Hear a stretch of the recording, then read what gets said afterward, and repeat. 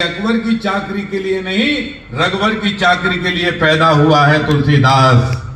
उस समय विचार करो, तुलसीदास जी ने तब रामचरितमानस लिखा, तो उस समय के घटनाक्रमों पर ध्यान रखो। अकबर महान नहीं था।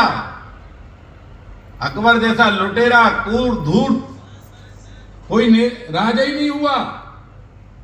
जब उसने देखा कि इस्लाम के खिलाफ बगावत है, तो उसने कहा कि मैं नया धर्म का जन्म देता हूं, दीन इलाही। उसने ये तो नहीं कहा कि इस्लाम के खिलाफ बगावत है तो सब सनातन का प्रचार करो। उसने नए धर्म को जन्म दिया। अकबर महान होता तो गौड़ रानी दुर्गावती से युद्ध क्यों लड़ना, दुर्गावती को युद्ध क्यों लड़ना पड़ता, महाराणा प्रताप को जंगल जंगल क्यों भटकना पड़ता। और इसलिए भारत का सनातन विपरीत परिस्थितियों में भी आगे बढ़ा है।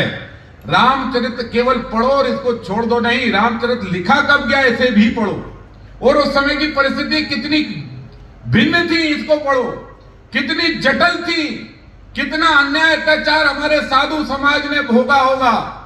और इसलिए हम जब कोई अच्छा संत होता है, जैसे संत रविदास, तो रविदास बोल देते ये तो अहरबार समाज के संत हैं। नहीं साहब, संत समाज का नहीं होता, संत सनातन का होता है। इसलिए सनातन को उसे संत मानकर आदर और भाव देना चाहिए।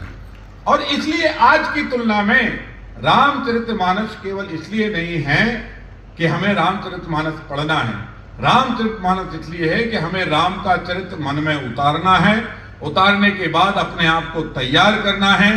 जैसे राम चाहते तो चित्रकूट के घाट पे 14 साल बिताते और लौट के पिताजी के पास आते और प्रणाम करते कि बताओ पिताजी अब क्या आज्ञा है। उनने कहा नहीं, अब बन जाने का मौका दे ही दिया है, तो फिर राम यहां नहीं रुकेगा, निरंतर हर दिन की राम की एक नई यात्रा होगी। और जब नई यात्रा हुई तो हर दिन एक नया उद्धार हुआ, और जब हर दिन एक नया उद्धार हुआ तो हर दिन एक नया भारत का चरित्र का निर्माण हुआ। और राम ने जब विश्व विजेता तब घोषित हुए जब लंका पर दशानन का वध हुआ, तो दुनिया ने कह दिया कि केवल दशरथ का बेटा राम नहीं बल्कि जगत का पिता राजा राम है, उसको दुनिया प्रणाम करने लगी।